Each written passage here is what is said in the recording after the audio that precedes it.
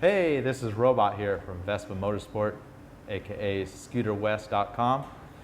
Today here we got the 2015 GTS with ABS and traction control, and Steve over here has a 2014.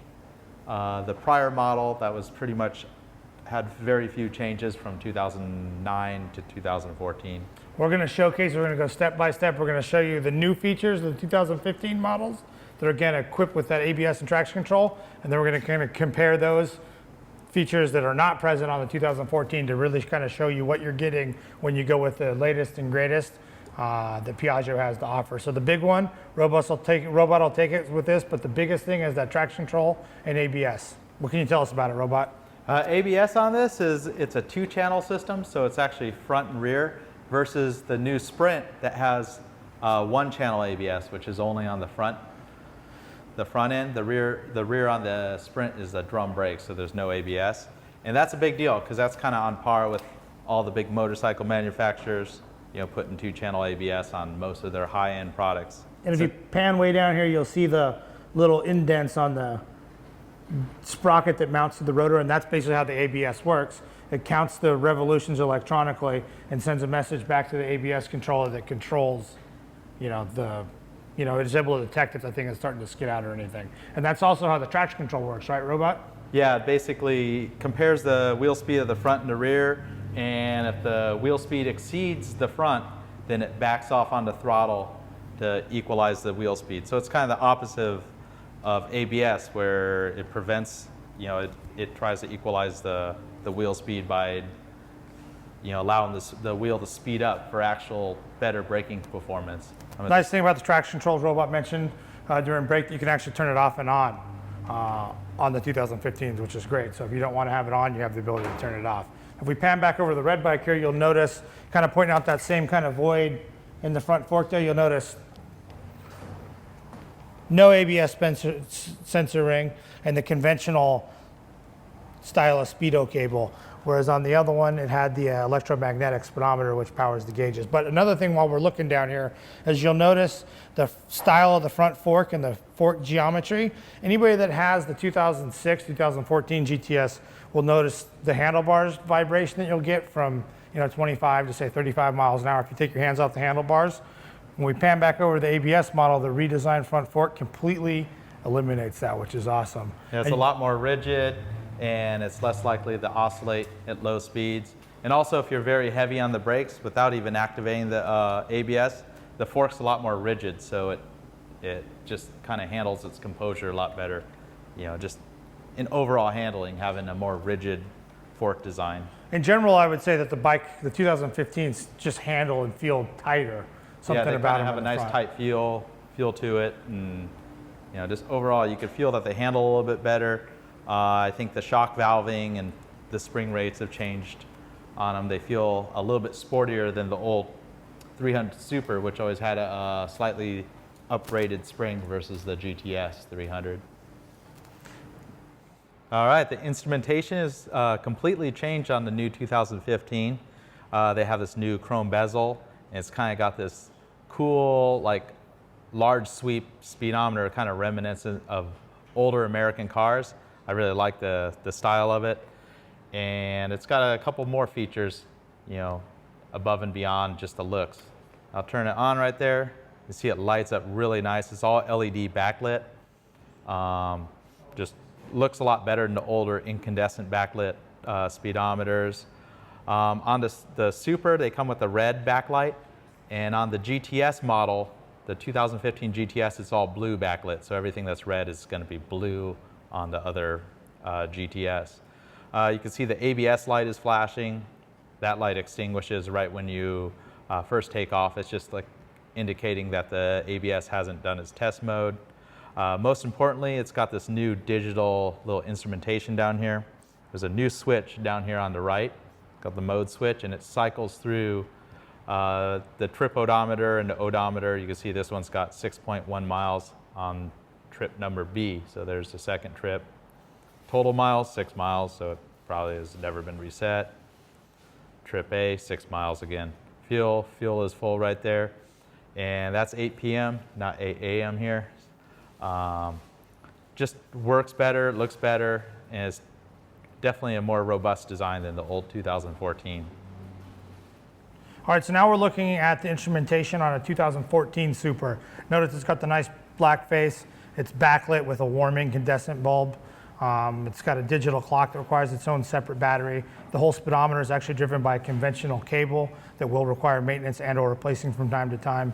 Nowhere near as accurate, not only with the speedometer, or the odometer, the fuel gauge is far less accurate, and you just have much simpler, more basic, rudimentary, older style of instrumentation that is completely blown away and improved upon with the 2015 instrumentation.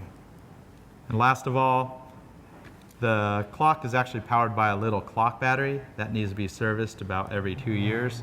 And it takes about 20-25 minutes to go in there and change that little clock battery. They made some changes to the seat, and the under seat storage actually holds a lot more than the old 2015. So first of all, I'll show you what's underneath. Open that up, just like the 2014. 3/4 face helmet. Check this out, it fits in there. So this is actually a little larger in 2014. Works exactly the same as the 2014, but it's a larger underseat bucket. The seat itself has changed, a slightly different style. The Supers always comes with the piping on the black. They now have a little tag that kind of indicates, ooh, it's a Vespa, yeah. And the foam is a little stiffer, a little more comfortable on long trips. A lot of times people think, well, you want soft foam for a comfortable ride, but actually the stiffer foam, in my personal preference, is better for long rides. So 2014, when it comes to the seat and under seat storage bucket, the actual bucket and such is actually narrower. So we're taking the same helmet that Robot just demonstrated, and notice this thing doesn't even come close to fitting in there. They've done something on the 2015s and added, a good inch or something to the width to increase the storage space. Inside the glove box, Robot is going to show us what's different on the 2015 model year. All right. Well, everybody has one of these nowadays, like some sort of smartphone that is, I don't know, it's smarter than them, But the problem with these things is the batteries last about 2 seconds. So Vespa knew that everybody's got to charge their smartphone or whatever they want to charge. It has the USB kind of style jack. So they put a USB jack in here for charging mobile phones. So right there, little USB jack. It doesn't come on until you turn the ignition on, and now it's charging the phone. You can put your phone in there, or you could set your scooter up with a Ram X mount, kind of snake the wire right through the glove box and be charging your phone, listening to your tunes, GPS going, everything. Hey Robot, can you tell me what's up with this? I mean, I've got a 2013 GTS that's completely inferior to the new 2015, but I don't have this big black box in there. I've got empty space. Oh, because there's an ABS pump in there. Well, let me get the right Torx bit, but yeah, the ABS pump actually occupies part of the glove box, and I'll show you one other trick feature under here. I don't know if it's trick, but up in this side there's a huge round connector, and it used to be there was an alarm interface connector. It was a rectangular connector. We sell an adapter that allows you to use many of our electrical accessories with this new style 2015 round alarm connector, accessory connector, whatever you want to call it. Another Vespa accessory that actually interfaces to this is there's a Bluetooth module that plugs into that, and it can pull a lot of the data from the actual electronic systems of the scooter, like your mileage, the fuel tank capacity, if your turn signals are on, and there's an app that runs on Android or iPhones. You put your phone in an X grip via Bluetooth, it will communicate to the scooter and show you all these running parameters, and you could cycle through them.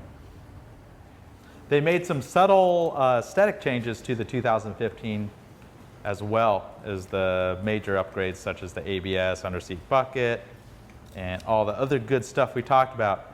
First of all, up front, you can see the actual horn cover has been restyled. They kind of got this new V shape. Kind of carries over from the Sprint, the new Sprint. They kind of carried some of the same design elements. So you can see this is changed out versus the 2014. You can kind of see it's got more of a, I don't know, a simpler look to it. Very subtle difference. Just a subtle little difference. You can see the grooves and Pan down to the wheels, you'll notice the difference. The super wheels are actually kind of a nicer, shinier, and more attractive glossy on the 15, where the 14 is a little bit duller. And off to the center, they've restyled the center mat, which is the battery cover. And this part will actually fit the 2014. If anybody's looking for a replacement part, you'd replace it with a newer 2015. They have the Vespa logo molded into the rubber there. No point showing this one because it doesn't say Vespa, it's just a normal black rubber thing.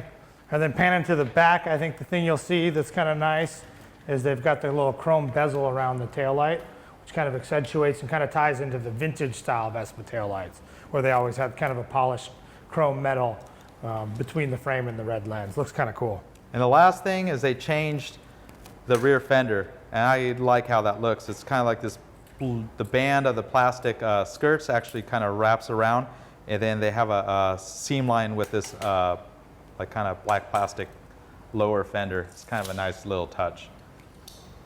So that's it. That's the difference in the overview of the ABS model. It's all about those mechanical upgrades, specifically with the brakes, traction control, and improved front end. But the bikes, thank you very much, Vespa. You've hit a home run with the new 300s, model year 2015 and beyond. One last thing. Oh, nice. Yeah. There's always one last thing. That's good. One last thing. There's with the, you know, everything's going to where it's safer, and you know, cars, they have 20 airbags versus one airbag in 1995, that is. Every car has ABS traction control. Well, now these have traction control ABS. But one thing that's kind of dangerous about scooters with the automatic transmission is when they're up on the center stand, you can actually rev them and they'll take off on you, you know, if you're not prepared, or pop it off the stand. Well, with the traction control system, see, it doesn't allow it to rev up.